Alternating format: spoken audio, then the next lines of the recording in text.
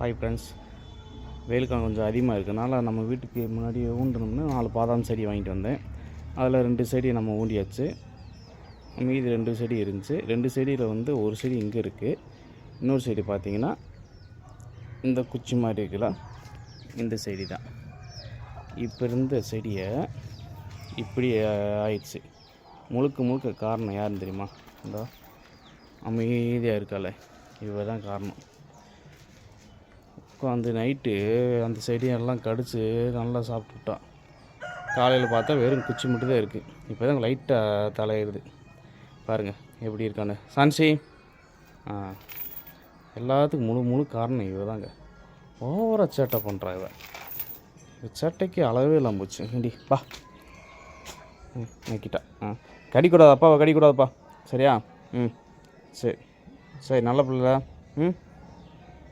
நல்ல பிள்ளை. சரி, நல்லா கோவக்காரி, ஆனால் பாசமாக தான் இருப்பாள். இவள் ஓவராக சேட்டை பண்ணுறான். இவரை முழு வீடியோ வந்து அடுத்த வீடியோ உங்களுக்கு போடுறேன்.